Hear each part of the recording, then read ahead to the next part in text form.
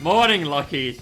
That's right, we're back again with the Lucky Channel with the Mac and Jack Champion Attack. I almost got the title wrong again, but it's fine. And I am Makon Crayley, and I'm joined once again by Jack Finney. Wow, what an intro. But you know what isn't lucky? Lucky itself, one-hit wonder. Ooh. I mean, look, it tried it. It tried to duck and weave, but we'll get to that later. Yes. How are you doing, everybody? Wait here.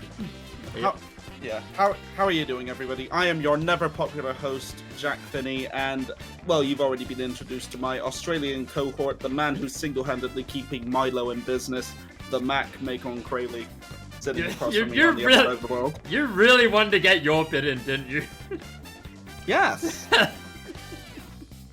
Mac, you've gone into business in the production of this podcast so many times. You've gone into business for yourself.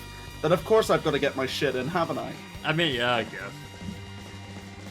guess. You glory hound. You already stole the first name in this from me. Ah, get over it, you bitch.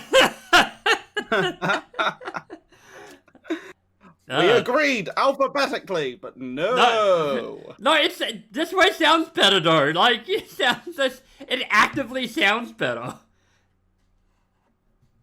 Nah, man, it sounds... No. Nah, man, Jack and Mac sounds better than No, Mac it does and not. Because... It actually doesn't, because, like, you start with the softer sounding word and go the harder one at the end. That's how it works. Jack and Mac like rock and sock, you know? No, Mac and Jack is, like, it flows way better, dude. Like, I don't know how you're not seeing it. It's... whatever. Disagree. Well, but of course you would, you fucking Brit. you backwards motherfucker. Look, you know that I'm... Right, okay, you're the one who's literally... Right, okay, you're the one who's actually, water in your toilet turns the opposite way to here. So I think you're the one who's backwards. I mean... Get good, scrub. What a train wreck this has been so far. Story of the podcast. Anyway, what an episode this was. Oh yes, enter Scorpios, who's getting stung tonight. That's my big first note for this one. As Scorpios, the resident gatekeeper of the week, and oh boy, what a draw for anybody to face them. Nobody ever fancies their chance against Scorpios. Yeah, Scorpios is a beast. Absolute beast, yeah. Always makes it to the tournament as well. Yeah, let us get into the fights. See, Mac, this is why I do the intros. Because I get us off on a better foot. No, you really don't. Like, it's a mess either way. I'm just busting your balls, man. You know what else got busted? The people in this Big Dill got busted. He got his ass busted open. Ass. See that? Everybody, he's trying to steal my jokes again. Jack, be faster. It's not my fault. It's not my fault that we are in sync for this.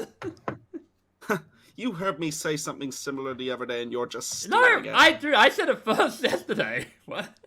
Nah, man. What I said was Big Dill literally got its ass ripped out in this fight, which it did. Yes, it did. And then its poor mini-bot was thrown to the wind as well, as Bloodsport went full heel. They went entirely heel, as we knew they would.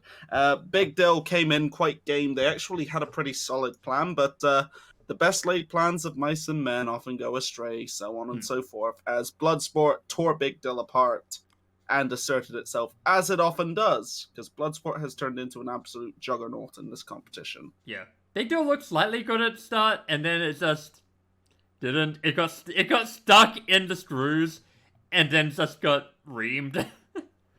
Yes, literally getting its ass ripped out by Bloodsport, as already alluded to. Yeah, Bloodsport, and then even the poor, not even the poor mini-bot was spared. Like, that was needless. That Bloodsport did not need to do that. You were very angry about that, weren't you? There was no need for it. It was so needless. It's not it wasn't. It was the first instance of that we saw in this episode, but it wouldn't be the last. More on that later, as we will come to that in what will, quite frankly, deserve its own section for a certain bout. But anyway, yes, Bloodsport, despite Big Dill coming out looking stronger than we would have expected Bloodsport tore him apart, and advancing as we were expecting it to be honest. Indeed. And with that, we come to the next fight. Deadlift versus Blacksmith. The Gym Bros versus the Hammerman. And he brought the hammer down on him. No flexing on that one. Now, originally I was thinking the fact that there was no intro meant that that was not a good sign for this fight. And I was worried that we were going to see another highlights package. But luckily that wasn't the case, and this actually turned out to be a pretty decent fight. Very good showcase for Blacksmith, coming in with the immediate good hits, inflicting massive damage and just dominating the bout, winning the ground game, getting in all of the great hits. Deadlift was actually performing better than it had in previous bouts, but at the same time, Blacksmith was just operating on another level in this one. Great showcase for Blacksmith as Al Kindle just asserted himself and, did a really great job as well. That being said, good on Deadlift for surviving to a judge's decision, but unfortunately for them, this was one of the occasions where the judges actually, for once, ruled in Al's favor, and you could see the satisfaction on Al's face when they did. Oh, you love to see it. He finally got that big dub. Yeah, and it's like, I love Al Kindle. I always have. I love Blacksmith because, you know me, I absolutely adore Hammerbots. So, to see, even if they have switched to a hammer saw now, it's still great to see Blacksmith, getting a really good competitive win in this show. Yeah, because Blacksmith usually has a fair bit of bad luck, doesn't it? It really does. It just always tends to end up on the wrong end of judges' decisions. And that tends to be a recurring problem for Hammerbots as well. Just ending up on the bad end of judges' decisions. Yeah, true. There's very few, outliers for, a Hammerbot actually getting in favor of judges. The judges' favor. Pretty much. It's generally more a commentary on the meta than anything else, where now, if you're not a spinner, then you're really, really hard-pressed to win a judge's decision, especially if you're fighting against another spinner. Yeah. Yeah, I guess the deal with that is, it's easier to see the damage done by a spinner than, a hammer. Yeah, and this is the thing, they tend to base it more on physical damage rather than necessarily effective damage as well, because, Blacksmith actually does tons of damage with its did tons of damage with its hammer in previous showings, but because it doesn't really show up that much when you're looking at it and shows more in just how the robot that it hits is still operating, that tends to not end well for it when it actually goes to the judges. Yeah, which I think more than anything, I think that's a commentary on the judges. As we'll come to that later. Yeah, I have a point that I want to make. Yeah, I have a point that I want to make at the end of this episode. So, boy, yeah. Oh boy.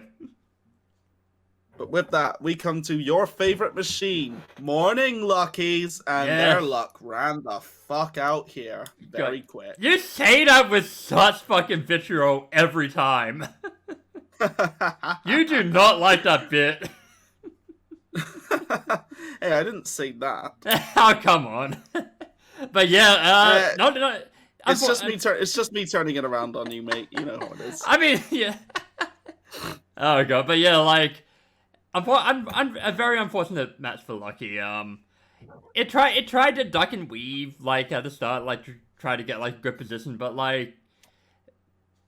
yeah, Switchback managed to get a perfect hit in that shut it down. Yeah, basically just took out one side of Lucky. My fears for the previous bout were actually realized in this one because it was another no intro bout, and all it took was one big hit, and Switchback managed to get the big hit in, and Lucky, unfortunately, ain't so lucky after all after this. Tough loss for them, which is a real shame because I really like Lucky as a machine. But unfortunately, they just Switchback managed to luck out and hit them in just the right spot with a very big hit. But to be honest, though, that was the only bit of luck that Switchback would get this episode. We'll come to that later on, but yeah. Was that pun intended? Good job to Switch. What pun was that? They lucked out. Yes, that was very much intended. Okay, good. I needed to know. Yeah, I thought there might have been another one slipped in that I might have forgotten No. about. But yeah, tough yeah. loss for Lucky. Switchback, good job for them for actually managing to score a win in this one. Oh yeah. And yeah, they go marching on, as Craig Charles would say. Indeed, they did. And with that, we come to one of the big bouts of the night. Not necessarily for the bout itself, although it was a very, very good bout, but also for its aftermath as well. We come now to Blade versus Kraken. What? Oh man, I love Kraken. Same, man. It's one of my favorite machines. I love control bots. I love the aesthetic of Kraken. I love the team. I love Matt Spurk as well. And, well, let's see. They had a really tough draw here coming up against the basically Korean Tombstone, as it's been dubbed, Orby Blade. Now, Kraken actually has performed pretty well against spinners in the past. A reminder that even if it lost the judge's decision, it should have beaten Black Dragon. That was definitely Kraken's fight. Hmm. But yeah, in this one, yeah, they were up against a super powerful spinner, robot that is legendary in its homeland and just all across Asia at this point. Blade coming in, wielding an absolutely huge hard ox bar as well. And I think that the team realized that the writing was on the wall with what was going in here, that they would probably not be on the good end of any decision, or just how the fight would go in general, because as you see the Kraken team wheel the team out, they actually stop and they kiss the machine almost goodbye. Yeah, a good hug. Very nice family hug. Yeah, and with that, they ended up going to war, and as expected, Blade started dishing out some very serious punishment on Kraken. Kraken, to its credit, surviving all the way to a judge's decision on this as well. Yeah, Kraken but it got always a fucking just a tank of a robot. Absolutely, and it did an amazing job keeping squared up and everything. When it got knocked onto its back, it did some great breakdancing to recover, and it actually managed to get a hold of Blade at one point as well and carry it across the arena, drag it into the screws and attempt to get it up onto the box. Unfortunately for them, that ended up swiveling Blade around into their own tires and ended up really hampering their mobility. It is an absolute testament to Kraken's amazing endurance that it managed to survive all the way to a judge's, and unfortunately, as we saw, pour some out for the little guy, Wally did not. Wally was torn apart by Blade, and I actually shouted "No!" when that happened, as you'll remember. I love Wally. God. Like I would love to get a Wally of my own, but unfortunately they do not ship internationally. That's unfortunate. I mean, yeah, And shipping proxies from the US are like kind of fucked. Yeah. So unfortunately, yeah, that is not in the card for me, I'm afraid. But yeah, but Kraken surviving to a judge's decision, but unanimously lost. And with that, we came to what was honestly one of the hardest points in the episode to watch, as Matt Spurk announced that Kraken was retiring and broke down as he did as well. Now you can. Like, Matt Spurk and his family are some of the most passionate roboteers in the entirety of the competition, and they've constantly been bringing it, constantly improving. But unfortunately, the writing was on the wall that with things as they are, Kraken just unfortunately, it's time for Kraken to sail off into the sunset. It is, man. And honestly, dude, I was so upset by this. Like, seeing Matt in tears and everything, just so emotional. It got me, and I actually teared up as well. Yeah, he loved that robot. Everyone loved that robot. Yeah. And they'd always done so well too. Like, even if they hadn't won many decisions when it came down to it, the robot has always managed to stay competitive, even in a field of spinners, and it's just always been an absolute pleasure to watch. Yeah, Not the least because it's so well driven as well, and it's so aesthetically pleasing. Great tactics from the team as well, and just Matt Spurk and Coat, they've always been an absolute joy to see on the show. And I cannot wait to see what their next machine is. I hope Wally makes a return alongside it. Oh, because come on, you can't have Team Kraken without Wally, even if it isn't Kraken anymore. True. What if they make a big Wally? Wally's revenge. Oh, yeah. Oh, man. What if Wally just becomes the main machine at this point? He could do it. They turn it into a cannon bot, like with a fucking spear on it. But man, can you imagine if they can take the durability of Kraken and put like the right type of weapon on it? It's definitely a giant nut contender, possibly a giant nut winner.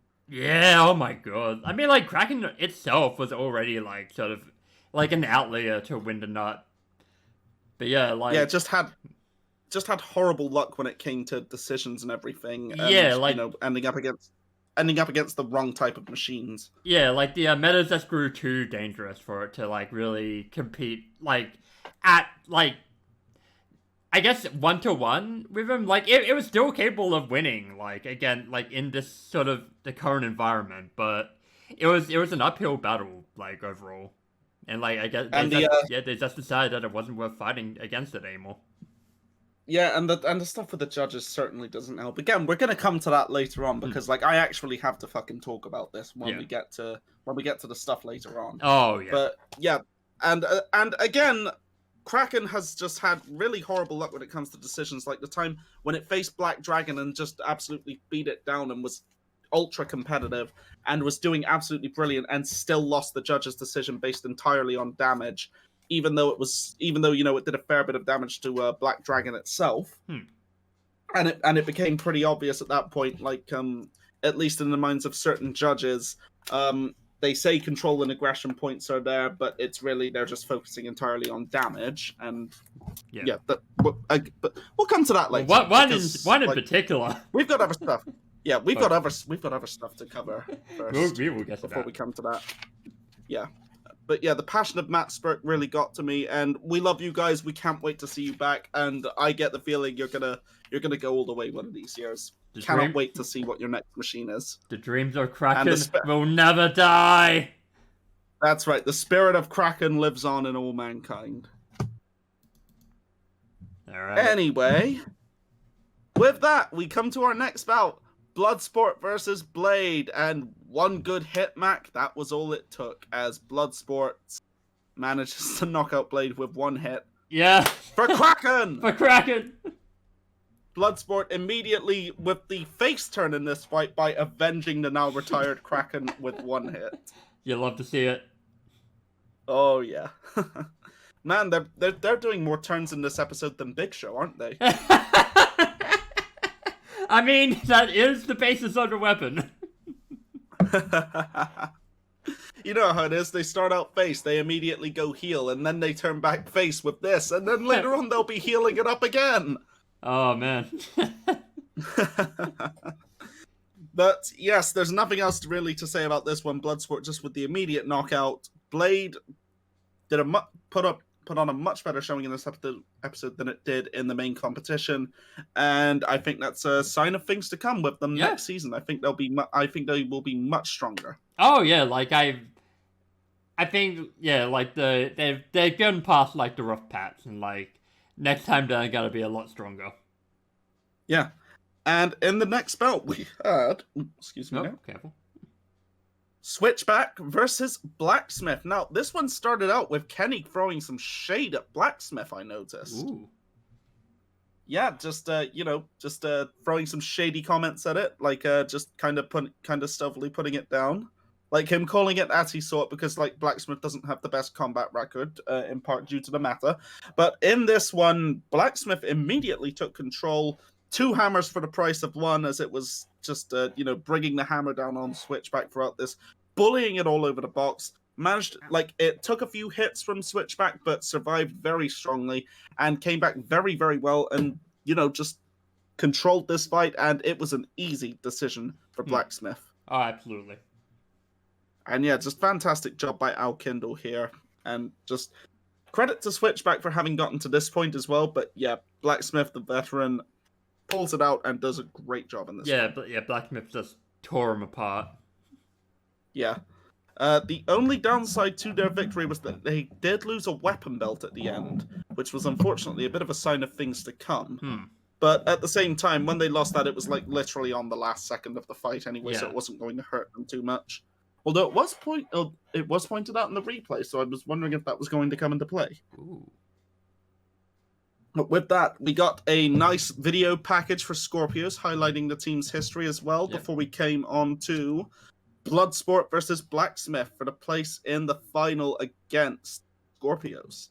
And I have to say, coming in, Blacksmith's huge black plow, that big fuck off spinner killer plow, that was awesome. It looked amazing. And hell yeah. there was it was greatly used in this bout as well. Like, it actually there were actually a number of points where it was really deflecting the spinner of Bloodsport very, very well. Unfortunately for them, Bloodsport was actually quite versed in using the recoil from it to land a big hit where they managed to get round to the side and immediately managed to snip in on the back. Oh yeah. And I think that was one of the big hits that ultimately led to the outcome of this bout.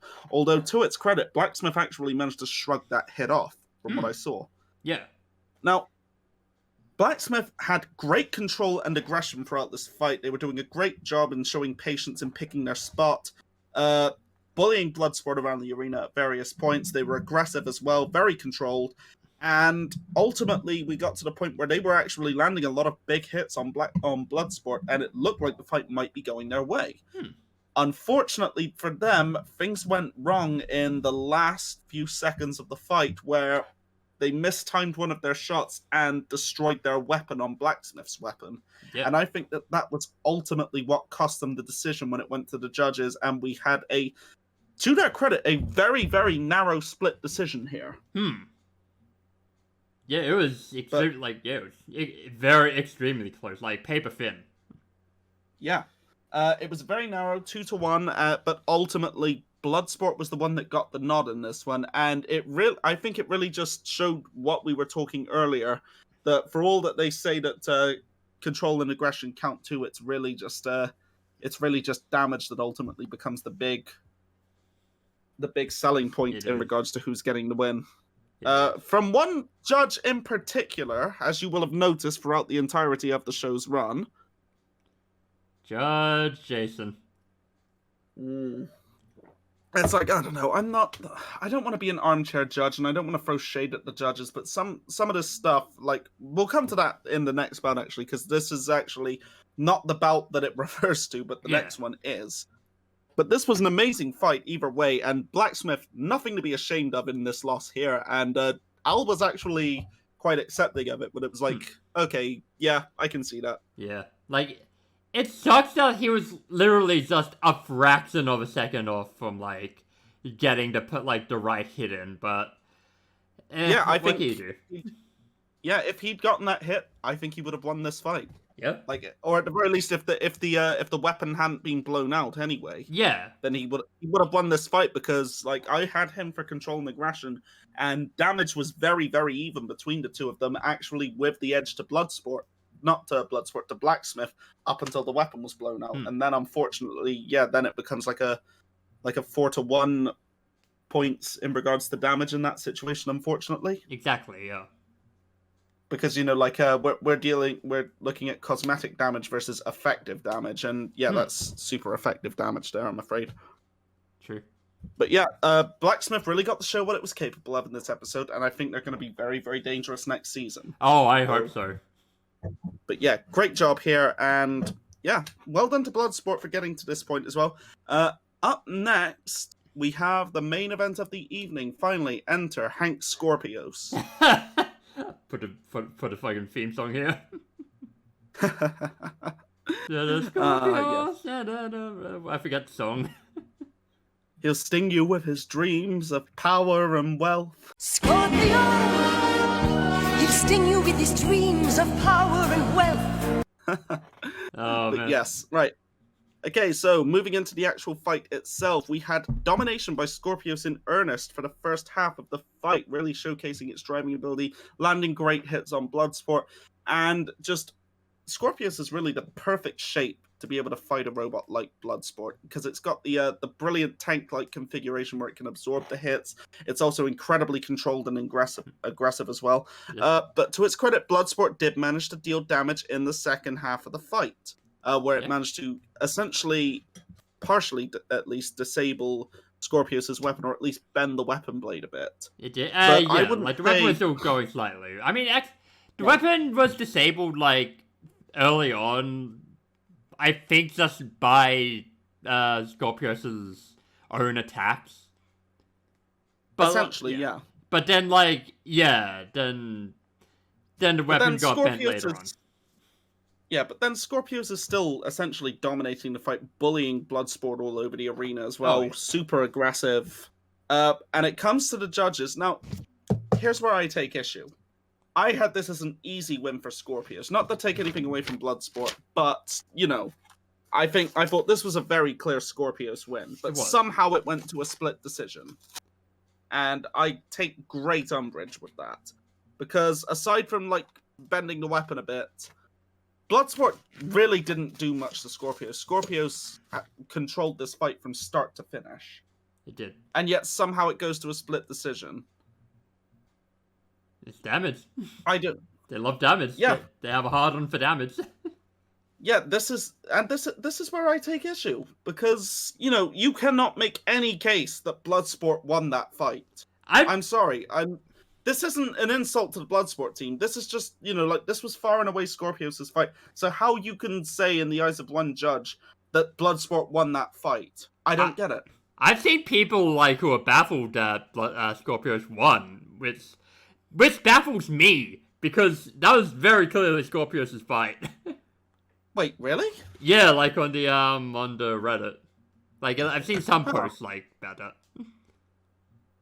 Like, did they give any of their logic for it? Because yeah, they have. Like, I forget which. There's like, let me check which thread it was. But yeah, like I remember seeing like someone going, "Oh yeah, Scorpio shouldn't have won. Here's reasons why." Like, really? Yeah. Huh. That is very odd, and I firmly disagree with that. Some people just have weird opinions. Yeah, I mean, look at us. Wow. Oh man. Yeah, okay, where was it? I don't know if we should cut here or. I think it's a reminder about damage. That thread. Oh well. Well, whatever. It doesn't matter. Point is. Either way, Scorpius moving on to the finals. Yes, the only one so far that's actually defended. Yes, the only successful gatekeeper in all of this. We thought it would be Rotator, but nope, it's Scorpios. Well, kind of surprising, but it's gonna be so. Yeah. It's gonna be so cool when we get there. Yeah, this tournament. Goddamn, it's shaping up. It's shaping up to be an all-timer. Oh yeah, for sure. So with that, we come to the end of the episode. Mac, do we have anything else that we want to talk about in our off-topic segment? Oh, Jack, you once again forgot about next week's card. Oh, yes. That's true. You're always forgetting about it, and I will remind you by telling you what next week's card is. Mac, I really must point out it is really insensitive of you to forget about my head trauma. Well, Jack.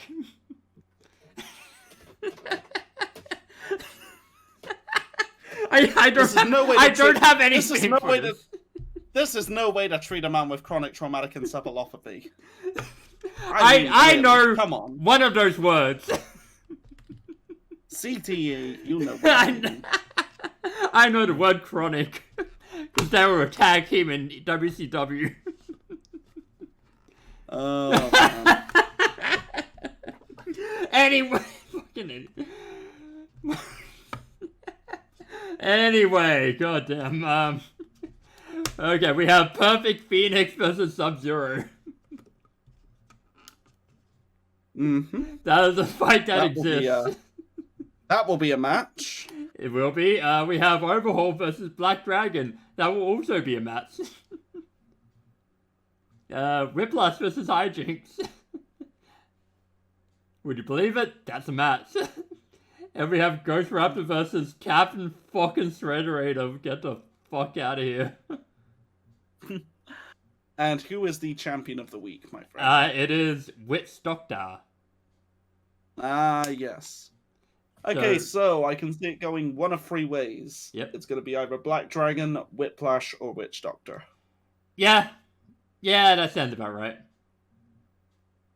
Of them, I'm hoping... Part of me really wants Black Dragon. I want it to be Black Dragon. Imagine if we get another glitch situation where fucking Captain Threadrader wins. Like, could you imagine if that happened? That would be really cool. Just this all-star tournament, and then Captain Threadrader. That would... I kind of want that to happen now. I want that to happen just for the imagery. It would be the Brian Kendrick WWE champion image of Battlebots. God, but yeah, yeah, that's next week. That's the sorry. There was a joke I could have made there about Brian Kendrick, but it would be beneath me. Just like the lizards that he believes exist. Yes. Well, as long as nobody tries to downplay the Holocaust like he does. Oh boy, let's not. No, let's not. Yeah. Yeah, Brian Kendrick, everybody. He's the conspiracy theorist to end all conspiracy theorists. Oh yeah. He likes weed. Or Drugs fried his brain. Yeah, true. Anyway, let's get off that topic and get onto the off topic. Clearly, Chris Benoit forcing him to eat those eggs that he hated really did not sit well with his brain. You have to eat all the eggs. This motherfucker made me choke down every last pukey egg, and I hate eggs. This is why Paul London was the smart one of the two. Oh my. Oh well, God! Now I know what I have to make, what I have to fucking Photoshop for this. Is it something about swimming together in a pod? No. That's wrong person, first of all. Wrong member of that tag team. Anyway, we are way off the line here. Right. Okay. So now is there anything like? I can confirm that neither of us are stoned, by the way. So this is surprisingly, I'm straight edge, and fucking Jack no longer tries to smoke weed. Not very often, anyway. Oh yeah. To be fair, it's like that's more because I can't get good edibles right now. Although my friend bakes, so maybe. Oh boy. Anyway, what has this become? Well, it's the same thing it's always been, Mac. You know this. True. Very, very true. So with that, we're at the end of the episode. Mac, do we have anything for the off-topic segment? I don't know, because you haven't watched House of the Dragon yet, so we can't really talk about how the first episode went, but... Yes. Okay, so for those who don't know, HBO/Sky Atlantic, or wherever the fuck you live, whatever it's airing on, have started showing House of the Dragon, another story set within the world of Westeros, and in the world of Planetos, really. But yes, set around Westeros. Yeah. So, yes, this time concerning historical stuff involving the Targaryen dynasty. Matt, can you confirm what the names of the characters are so that we know what portion of it is? Not off the top of my head. Let me find out. Because all I know is Matt Smith is in it. Yep. He is really good. He looks like an elf. It's Matt Smith. He looks like he came in off the set of fucking Lord of the Rings. See, this is the thing. I've been hearing that his wig is very unfortunate. It is, dude. It looks so off. He straight up looks like an elf from Lord of the Rings. It is insane. Okay, so the characters are King Viserys I Targaryen. Viserys the First. Viserys the First. Matt Smith is Daemon Targaryen. Daemon Targaryen. We have Emma Darcy as Rhaenyra. I do not know how to pronounce that. Rhaenyra, yeah. Rhaenyra. Rhaenyra. Okay, we have Sir Otto Hightower. Which does not sound like a real... That sounds like the most fantasy-ass name ever. Yes, are you not familiar with the Hightower dynasty? No, I'm not. Like, not off the... Like, I don't remember anyway. Were they in Game of Thrones? I don't know if they were actually in the show, but they are in the books. Okay, or at the very least, they're mentioned in the books. Okay, so the Hightower dynasty, if I'm remembering correctly, you will remember the Citadel, which is where the Maesters learn, yes? Yeah. Right, they learn in a city called Old Town, and from there is a tower that is maintained by House Hightower, the known High Tower, which essentially operates as a lighthouse / beacon. Oh, okay. And yeah, they're actually a very prestigious house within the Lords of Westeros and everything. To be fair, my knowledge on this is quite rusty. A lot, like I used to be much more into the A Song of Ice and Fire verse than I am now because obviously, and that final season of Game of Thrones. Oh boy. I was still mad. You know what? I'm still mad all these years later. You know what? Yesterday I was talking to my psychologist about like Game of Thrones, and she liked how season 8 ended. Like not like she liked the from a story aspect, like because she made some points about how like in a general sense it makes sense, like story wise, like how things went. It wasn't good. It wasn't good, but it, like she made some good points about it making sense. But yeah, they botched it so hard. They did. Jamie, especially Jamie. I'm so mad about Jamie. Like he got done dirty. So bad. Anyway, we have Corlys Valerian. Mm-hmm. I forget if he's thrown up yet. We have some other people. Alright. Okay, so it's based at least in part on the book Fire and Blood, or at least from some stuff that will appear in the second half of that whenever that eventually gets written. Yep. George, imagine. George, just write the Winds of Winter, you fat cunt. Look, he's too busy making video games now.